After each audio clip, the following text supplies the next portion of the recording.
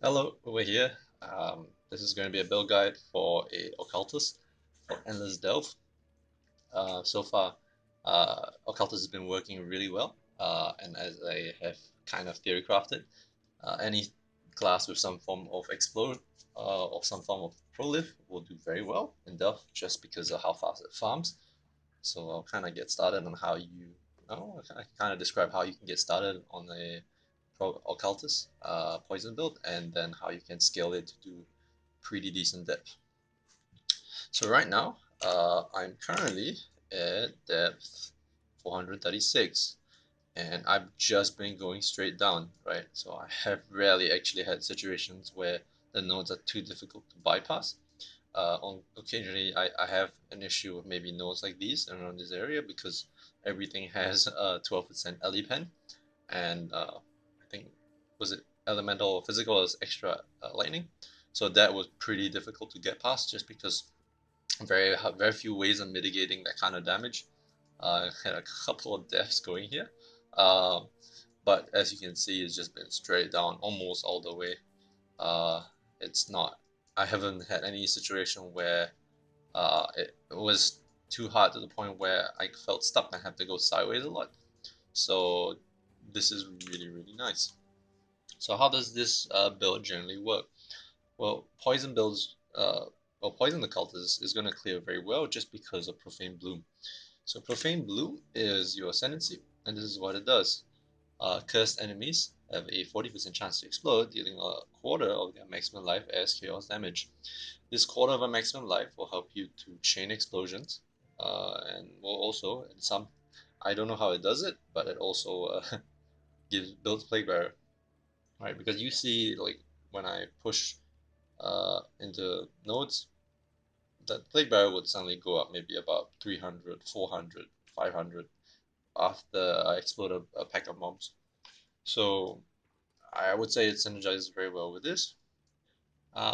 Secondly, poison is really nice because poison takes away one of the most dangerous damage mods, which is critical strikes. So enemies poisoned by you cannot deal critical strikes, which means that you are safe to do any crit nodes.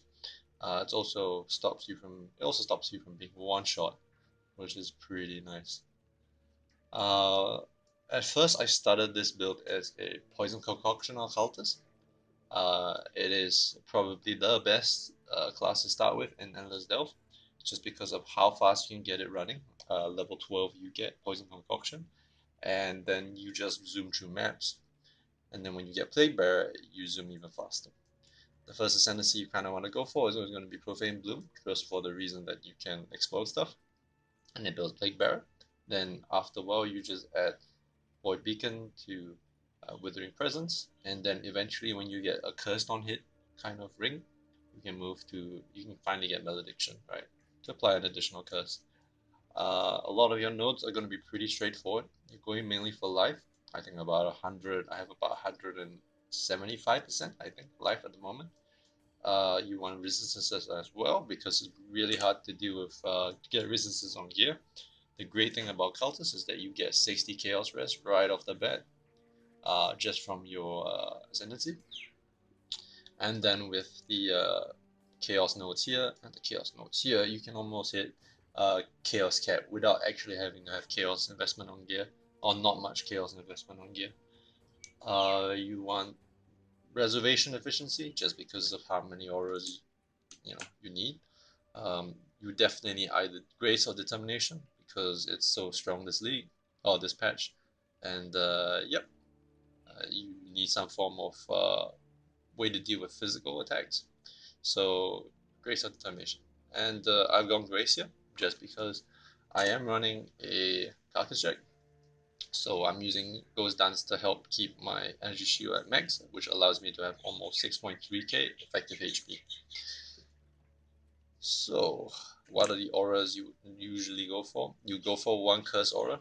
I've chosen Enfeeble here instead of Temporal Chains because the reduced accuracy rating synergizes very well with my evasion, as well as the mobs do less damage, right? And less damage is always a good thing. I have Defiance Banner as well, the nearby enemies have reduced crit chance. It doesn't really make a difference just because of this.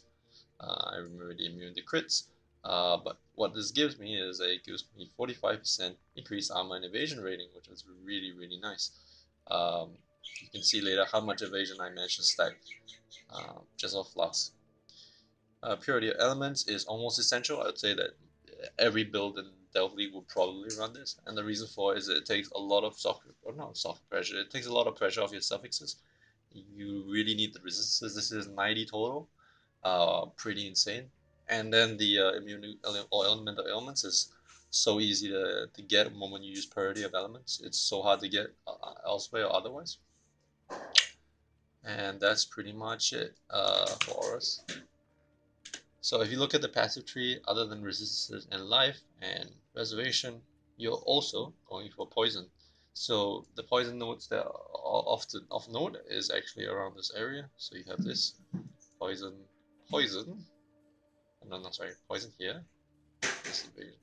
Poison here, and that's pretty much it. 1, 2, and 3 poison.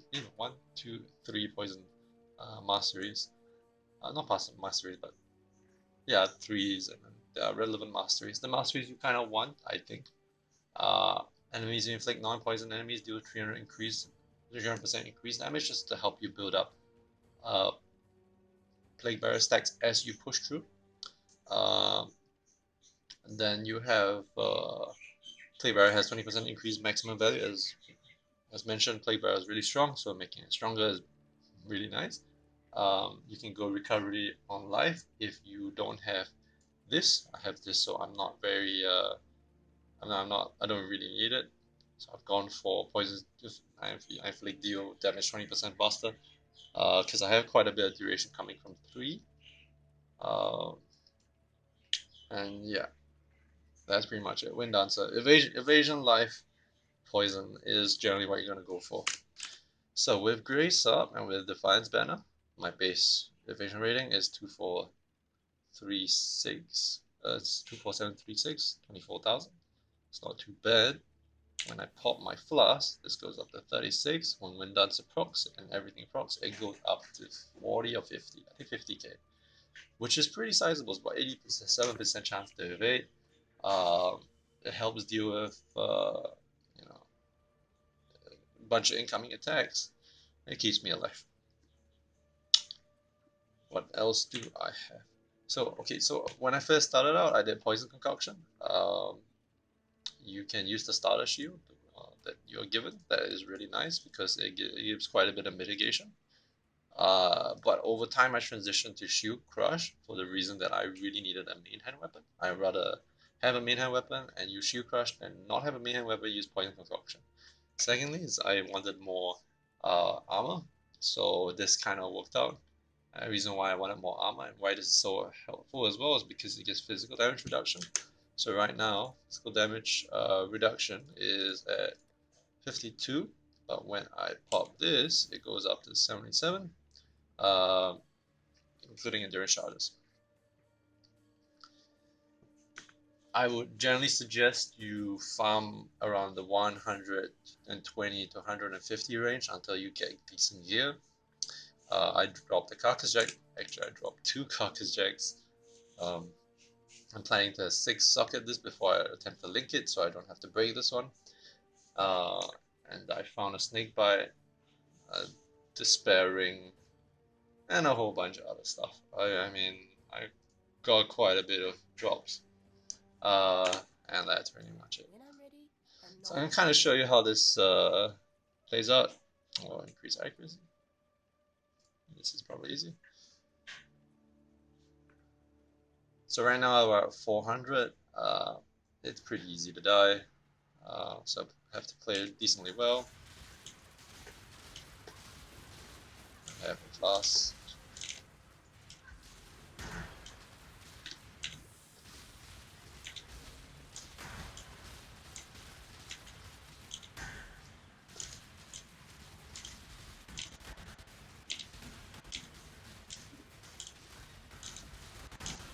As you can see, the pops are mainly doing most of the work.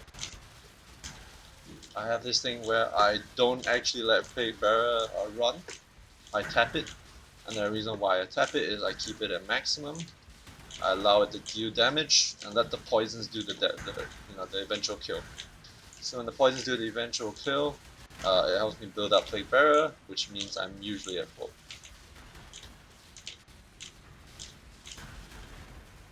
Okay, you kill this guy.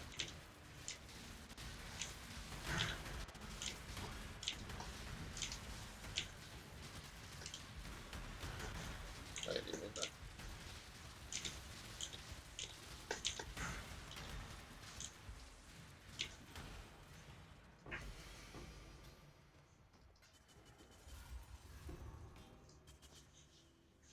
That's pretty much it. So this is generally how the build will play out. As you go higher, I plan to probably hit 500 with this and then see how far I can go from there. But 500 will be pretty easy because I'm actually not using that many. What's it called again? Uh, what's that thing called again? I'm not using a lot of dynamite, but eventually when I hit a high enough depth and my damage goes to like 0, dynamite's gonna help me clear. Then the prolifs from Profane Bloom will help me clear that, not clear mobs, and that's pretty much it.